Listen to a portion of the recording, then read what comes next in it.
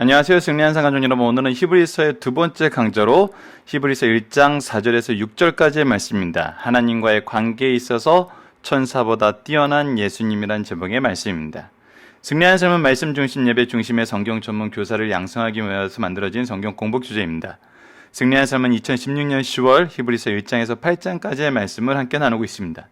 승리하는 삶은 발행인이신 박유일 목사님의 구속사로 조망한 성경 연속 강해집 히브리서를 통해서 편집이 되어 있습니다. 저희들 전체 구조를 통해서 묵상하고 있는 내용은 주일날 업로드되는 위커스터디에서 뭔가 함께 나누고 있습니다. 이 부분에 대해서 지속적으로 저희들이 좀 더 깊이 있는 부분을 주가 넘어갈 때마다, 위크스터디 다음 주로 넘어갈 때마다 한 가지씩 좀 더 깊이 있게 논의할 수 있는 시간을 지속적으로 가져보도록 하겠습니다. 이번 주 말씀을 통해서 어제 우리가 함께 나눴던 것은 무엇이냐면 서론에서 예수님에 대해서 어떻게 얘기하고 있냐는 겁니다. 예수는 우리가 세 부분을 통해서 봤습니다. 하나님과의 관계에 대해서, 그리고 만물과의 관계에 대해서, 예수 그리스도요,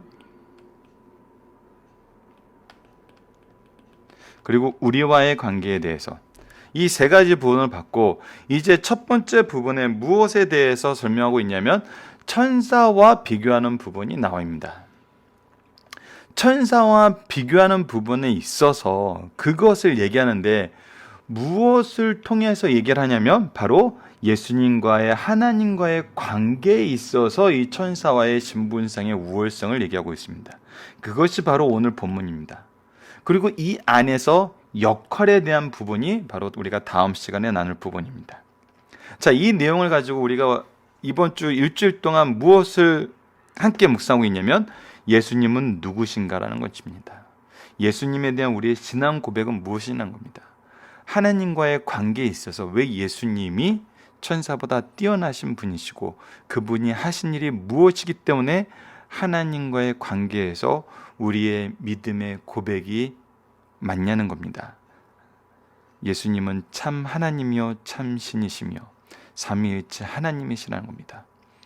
어제 강좌에서 링크해드렸던 소일인 강의도 여러분들께서 참조하시면 이 부분에 대해서 좀 더 잘 이해하실 수 있을 것입니다. 이해하는 데 조금이라도 도움이 더 되실 것이라고 생각합니다.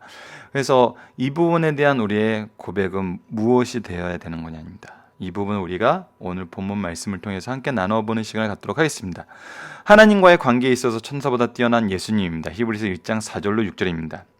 자, 예수님에 대해서 어제 설명을 하고, 자, 이제 본격적인 비교가 들어가는데 왜 이 비교가 들어가는지는 우리가 내일 말씀까지 포함해서 내일 상고해 보도록 하겠습니다. 자, 그가 천사보다 훨씬 뛰어남은, 예수님에 대해서 첫 번째 설명하는 게 뭐냐면 천사보다 뛰어나다는 거예요.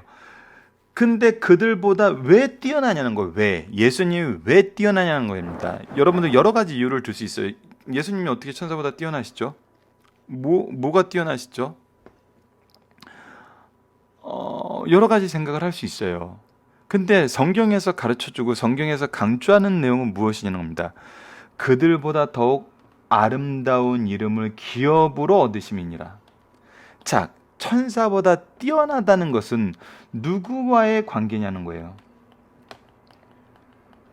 누가 아름다운 이름을 기업으로 주셨냐는 거예요. 바로 하나님이라는 거예요. 이 얘기는 우리에게 중요한 내용을 설명해 주고 있어요. 무엇을 얘기하냐면 하나님이 우주의 창조주시고 온 세상의 창조주시기 때문에 우리가 여러 가지 이유를 들 수 있어요. 막 예수님은 병자를 고치셨어요. 예수님은 죽은 자도 살리셨어요. 예수님은 바다를 무리를 그냥 걸으셨어요. 예수님은 풍랑도 잔잔하게 하셨어요. 예수님은 보리떡 5개와 물고기 2마리로 5,000명 이상 되는 사람들을 먹였어요. 자, 그러한 것보다 예수님이 천사보다 더 뛰어난 확실한 근거는 무엇이냐면 하나님이 그렇게 하셨다는 거예요. 즉 이거는 질서라는 거예요. 하나님께서 세우신 질서라는 거예요. 창조와 통치와 운영의 원리라는 거예요. 여러분들 이것을 무엇으로 비교하시면 되냐면, 제가 어렸을 때 한 경험이라 항상 자주 얘기하는 거예요. 십계명에서 내 부모를 공경하라고 얘기가 나왔어요. 그래서 저희 아버지께서 제가 어린 시절에 수요예배 때로 기억이 돼요. 저한테 물어봐요. 진성아, 너는 부모님을 공경하니? 네. 왜 공경하니? 저에게 하나님을 믿을 수 있게 하셨고 저에게 많은 사랑을 베풀어 주셔서 그랬습니다. 얼마나 모범답이에요. 그런데 그 질문에 대한 또 다른 질문이 들어온 거죠. 그러면은 너에게 하나님을 소개하지 못한 부모이고 너희를 사랑해 주지 못하는 부모면은 부모님을 공경하지 않아도 되니? 자, 이것이 조건이나 어떤 현상을 보고 그것을 깨닫는 것과 진리를 알고 깨닫는 것과의 차이예요. 여러분들, 부모를 공경하라는 것은 그 부모가, 그러면은 정말 나처럼 믿음의 가문에서 태어나지 않은 사람들은 효도하지 않아도 돼요?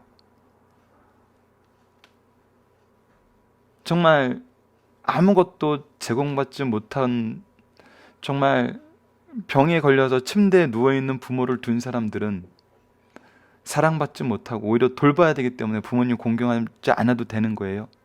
조건을 보는 것은 케이스 바이 케이스예요. 그거는 진리가 아니에요. 하나님의 말씀이 진리라는 것은 그것이 하나님이 세우신 질서이기 때문이라는 거예요. 변하지 않기 때문이라는 거예요. 하나님께서 그렇게 창조하셨다는 거예요.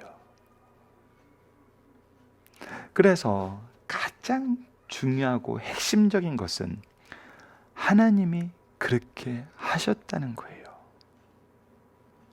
그 예를 우리가 성경에서 찾아볼 수 있다는 거예요.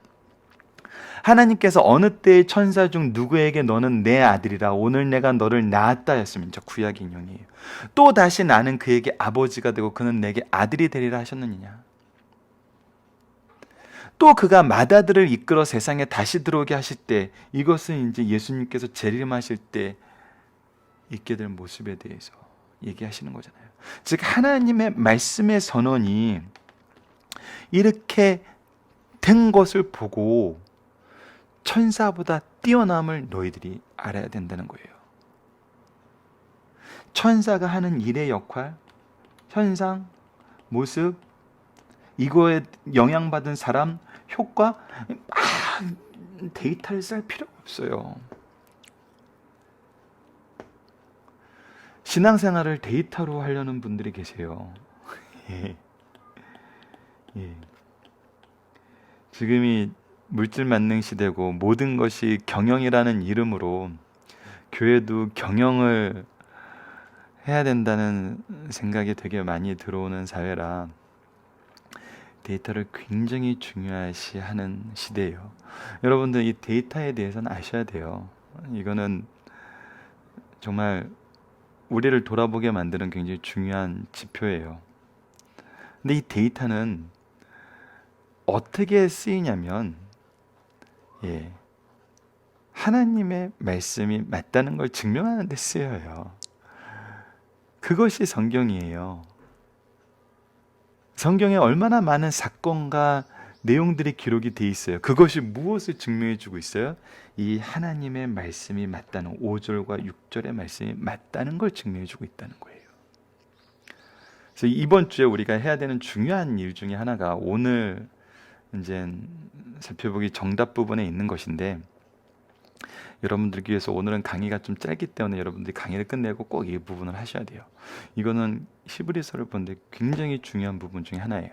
그래서 여러분들이 꼭 하시면서 묵상해 주셨으면 하는 부분을 이제 내용을 하겠습니다. 본문 해설은, 본문 나눔은 이 정도로 마치고 우리 본문 묵상하기를 보도록 하겠습니다. 예수님과 누구를 비교하고 있나요? 그 이유는 무엇일까요? 그가 천사보다 훨씬 뛰어남은 그들보다 더욱 아름다운 이름을 기업으로 얻으시니 예수님을 천사와 비교하고 있어요. 근데 그 이유는 무엇일까요?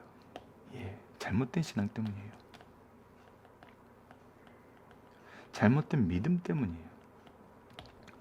왜 이런 잘못된 믿음이 왔을까요?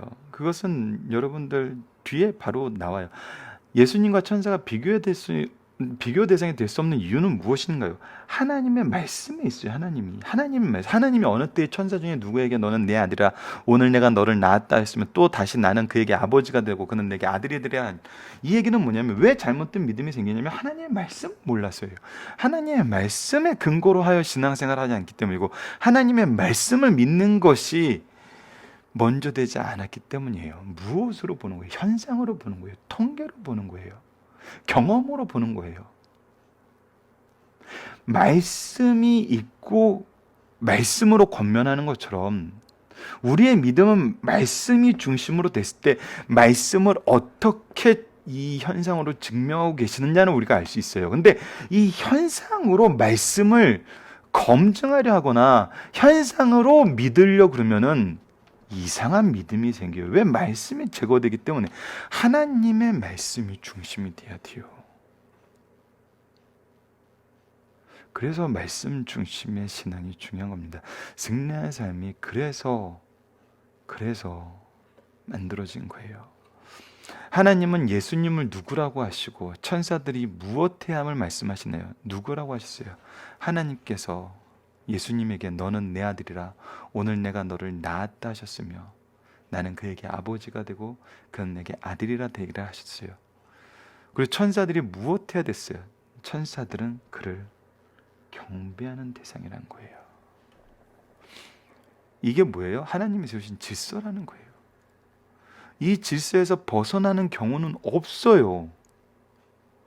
근데 벗어나게 해석을 하고 있는 것만 있어요. 그거는 뭐예요?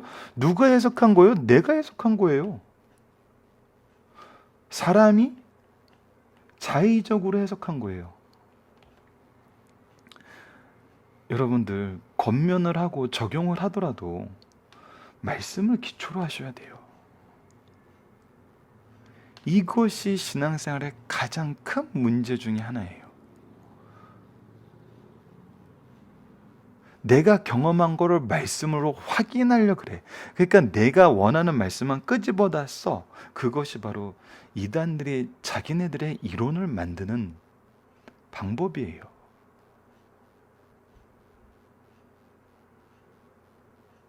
더 주의해야 될 것은 여러분들께서 말씀의 리더시고 목사님들도 많이 계신 줄 알아요. 저처럼 경험이 없는 초짜가 이런 말씀 드리는 것은 무례할 수도 있지만 이 부분은 저의 신앙의 스승님들이 동일하게 말씀하신 부분이어서 제가 전달하고 있다는 것을 여러분들께서 이해를 해주셨으면 좋겠어요.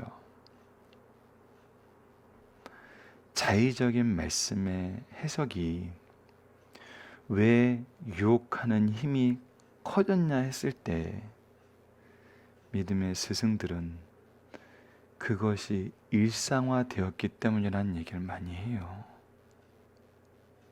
이 얘기는 뭐예요? 이단들이 이런 식으로 자의적인 해석을 가지고 들어오기 전에 교회 안에서 말씀의 리더와 지도자들에 의해서 자의적으로 해설되는 것에 익숙해 있었다는 거예요.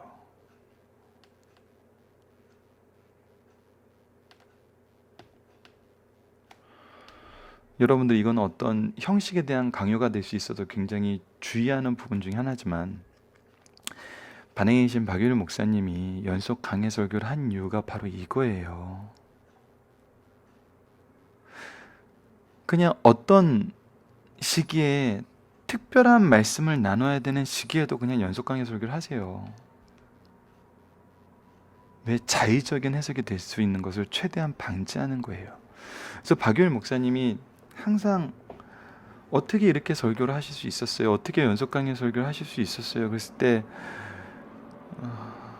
다른 분들은 겸손의 말이라고 얘기를 하시고 박유일 목사님은 자식된 저나 잘하는 사람들은 알고 있다고 얘기하면서 얘기하시는 게 뭐냐면 능력이 없어서 그렇게 했다고들 많이를 하세요.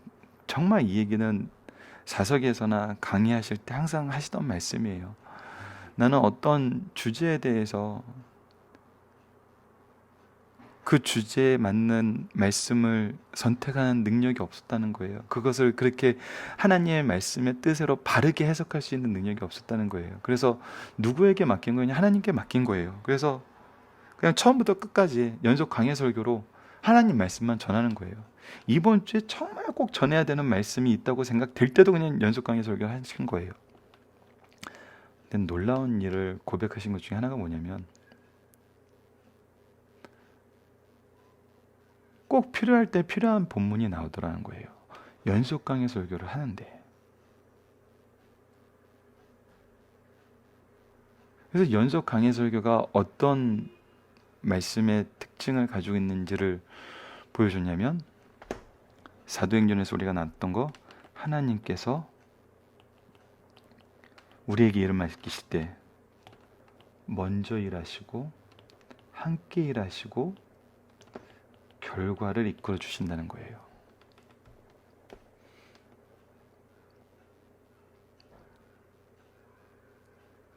나의 부족함을 고백하고 연속 강해 설교를 통해서 설교를 했더니 오히려 하나님의 뜻을 더 바르게 전하게 되고, 필요한 때 필요한 모양으로 필요한 결과를 가질 수 있는 말씀을 주신다는 거예요. 그래서 하나님께서 먼저 일하시고 함께 일하시고 결과를 이끌어 주심을 경험하게 되었던 것이 41년 목회를 하시면서 지속적으로 얘기하셨던 부분이에요. 지금 여러분들 승리한 삶이 8년이 됐어요. 저희가 이것을 얼마나 많이 경험했나요? 얼마나 많이 경험했어요? 3년만 연속 강의 설교를 통해서 말씀을 연구해도 이 부분에 대해서는 너무 깊이 있게 경험하게 돼요. 우리가 이 내용을 정말 의지해야 됩니다. 이건 적용적인 면이어서 이렇게 길게 말할 필요가 없던 분이긴 하지만, 여러분들 연속 강의 설교를 통해서 우리 히브리서를 통해서도 이것을 나누는 시간 가졌으면 합니다. 자, 중심 사상을 보도록 하겠습니다. 히브리서는 신약 성경 중에 유일하게 저자가 밝혀지지 않은 유대교에 대한 기독교 변증서이며, 주제는 그리스도의 절대성, 즉 기독교의 우월성이에요. 주요 내용은 다음과 같습니다. 주제를 선포하고 그리스도의 우월하신 인격과 사역을 논증한 다음에 그 후에 그리스도는 천사보다 우월하시고 모세보다 우월하심을 보여주고 있어요. 계속하여 그리스도의 우월성의 사례를 들어 논증하고 있어요. 증명하고 있다는 거예요. 논리로서 증명하고 있다는 거예요. 히브리서는 처음 부분은 그리스도와 그 말씀의 우월성, 천사보다 우월하신 예수님, 그리스도의 말씀에 대한 불순종에 대한 경고, 그리스도의 고난의 의미를 소개하고 있어요. 자, 중심사를 보도록 하겠습니다. 첫 번째입니다. 그리스도는 하나님과의 관계에서 천사보다 뛰어나십니다. 예수님께서 천사들보다 비교할 수 없을 만큼 탁월하심은 뛰어난 이름을 기업으로 받으셨기 때문이에요. 그의 이름은 무엇입니까? 하나님의 아들이에요. The Son of God이에요. 히브리서에서 이 이름은 보통 그 의미가 깊어요. 이거는 여러분들, 제가 요즘에 구약을 배우는데 정말 좋은 분에게 배우고 있어요. 그래서 이 이름이 갖는 신학, 구약의 이름이 갖는 신학에 대해서도 지금 계속 배우고 있는데, 이 부분을 여러분들하고 나누는 시간을 언젠가 조만간 가져보도록 하겠습니다. 구약의 이름들은 개인의 특성이나 운명에 있어 주된 상황을 묘사하고 있어요. 이사야는 메시아의 이름을 그의 이름은 기묘자라, 모사라, 전능하신 하나님이라, 영존하신 아버지라, 평강의 왕이라 할 것임이라고 하였어요. 그리스도에게 주어진 명칭들은 천사들에게 주어진 명칭과 대조하여 천사보다 높은 부류의 존재에 속하신 분으로 명시하고 있어요. 누가 명하셨다는 거예요? 하나님이 명하셨다. 하나님이 그렇게 정하셨다는 거예요. 진리라는 거죠. 천사들의 이름은 창조된 영들이나 그리스도 예수의 이름은 하나님의 독생자라는 거예요. 구약에서 천사를 아들이라 부른 적이 있으나 욥기에서 하나님의 아들들은 천사를 가리킨다. 이는 넓은 의미에서 인류의 하나님의 자녀로, 성도는 하나님의 자녀로 일컫는 것 같아요. 그래서 이 부분은 여러분들 좀 더 제가 그 언어적인 언어의 기원에 대한 표현을 좀 더 연구를 하면은 이 부분에 대한 설명은 아마 저희들이 욥기 강의를 언제 하게 될지 모르는데 욥기 강의할 때 다시 한번 설명을 좀 연구된 결과를 여러분들과 공유해 보도록 하겠습니다.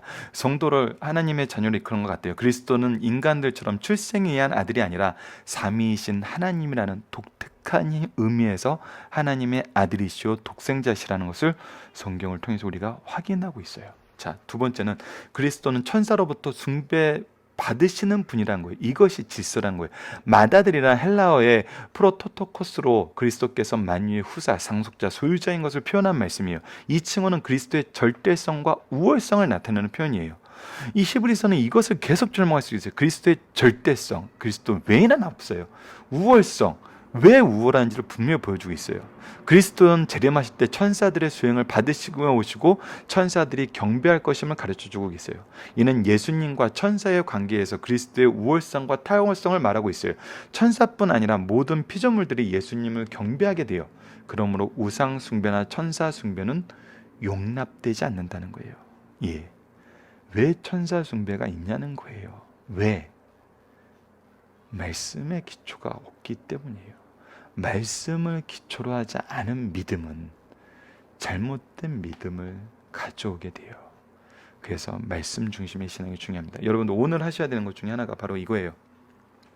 살펴볼 정답인데 히브리서 1장 5절에서 13절까지 내일까지의 말씀에서 우리가 이 인용된 7편 성경의 통일성과 연속성을 가르쳐주는 중요한 근거가 되는 말씀이에요. 구약에서 예수님을 뭐라고 표현하고 있는지 이 부분을 여러분들께서 각자 찾아서 적어보시기 바랍니다. 적어보셨으면 좋겠어요. 꼭 적어보세요. 그래서 내일 이 부분을 히브리서에서 어떻게 인용되고 있는지 각각의 부분을 우리가 좀 확인하는 시간을 가질게요. 그래서 이거는 살펴보기 정답에 수고해 주신 분이 저희 간사님이 다 정답을 달아 놓으시긴 하셨는데 성경을 찾아서 붙여 놓으시긴 하셨는데 여러분 이것은 꼭 찾아서 좀 적어 놓으시길 부탁드리겠습니다. 자, 적용하기입니다. 우리가 섬기는 분은 누구예요? 예수님이에요. 이 믿음의 근거는 무엇이에요? 말씀이에요. 왜 잘못된 믿음이 생기는? 말씀에 근거하지 않았기 때문이에요. 굉장히 간단해요. 우리의 믿음의 근거는 말씀이 되어야, 하나님의 말씀이 되어야 돼요. 하나님의 기준이 되어야 돼요. 이것을 우리가 이것을 알게 하시려고 성경을 주셨어요. 그냥 우리가 경험한 걸로 다 모든 것을 해석할 수 있으면 왜 성경을 주셨어요?